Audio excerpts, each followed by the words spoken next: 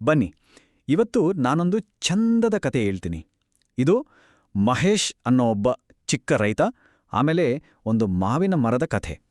ಅದು ತುಂಬಾನೇ ಸುಂದರವಾದ ಒಂದು ಹಳ್ಳಿ. ನೋಡಕ್ಕೆ ಯಾರೋ ಚಿತ್ರ ಬರ್ದಿಟ್ಟಾಗ ಕಾಣ್ತಿತ್ತು. ಎಲ್ಲೆಲ್ಲೂ ಹಚ್ಚ ಹಸಿರು, ತಣ್ಣನೆ ಗಾಳಿ, ಜೊತೆಗೆ ಹಕ್ಕಿಗಳ ಚಿಲಿಪಿಲಿ. ಆಹಾ, ಕೇಳಕ್ಕೆ ಎಷ್ಟು ಚಂದಲ್ವಾ.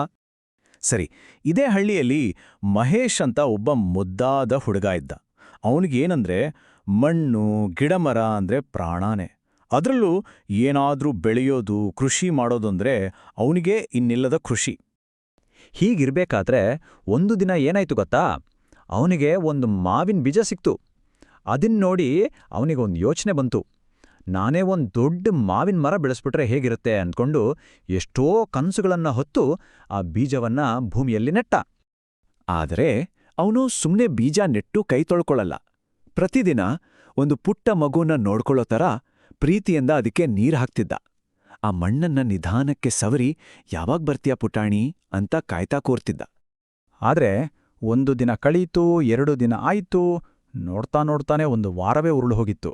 ಅಯ್ಯೋ, ಆದ್ರೂ ಏನ್ ಪ್ರಯೋಜನ? ಅವನಷ್ಟು ಕಾಳಜಿ ಮಾಡಿದ್ರೂ ಆ ಜಾಗದಲ್ಲಿ ಒಂದು ಸಣ್ಣ ಮೊಳಕೆ ಕೂಡ ಕಾಣ್ಲೇ ಇಲ್ಲ. ಬರೀ ಖಾಲಿ ಮಣ್ಣು ಅಷ್ಟೇ. ಇನ್ನ ನೋಡಿ ಮಹೇಶನ್ಗೆ ತುಂಬಾನೇ ಬೇಜಾರಾಯ್ತು. ಅವನ ಪುಟ್ಟ ಮನಸ್ಸಿಗೆ ನೋವಾಗಿ, ಛೇ, ನನ್ಗನ್ಸುತ್ತೆ ಇದು ಇನ್ಮೇಲೆ ಬೆಳೆಯೋದೇ ಇಲ್ಲ ಅಂತ ನಿರಾಸೆಯಿಂದ ಅಂದ್ಕೊಂಡ. ಮಹೇಶಿಗೆ ಸಪ್ಪೆ ಮೋರೆ ಹಾಕೊಂಡ್ ಕೂತಿದ್ದನ್ನ ಅವನ ತಾತ ದೂರದಿಂದಲೇ ನೋಡಿದ್ರು. ಅಂತ ಅಂದ್ಕೊಂಡು ಅವನತ್ರ ಬಂದು ಮೆಲ್ಲಗೆ ಬೆನ್ನು ತಟ್ಟಿ ಪ್ರೀತಿಯಿಂದ ನಕ್ರು. ನಂತರ ಅವನ ತಲೆ ನೇವರಿಸ್ತಾ ಹೇಳಿದ್ರು, ಕಂದ, ನೆನ್ಪಿಟ್ಕೋ, ಒಳ್ಳೇದಾಗೋಕೆ ಯಾವಾಗ್ಲೂ ಸ್ವಲ್ಪ ಸಮಯ ಹಿಡಿಯುತ್ತೆ, ಅಷ್ಟು ಬೇಗ ತಾಳ್ಮೆ ಕಳ್ಕೋಬಾರ್ದು. ತಾತನ ಆ ಮಾತುಗಳು ಮಹೇಶನಿಗೆ ಧೈರ್ಯ ತುಂಬಿದವು. ಅವನಿಗೆ ಹೊಸ ಹುರುಪು ಬಂತು.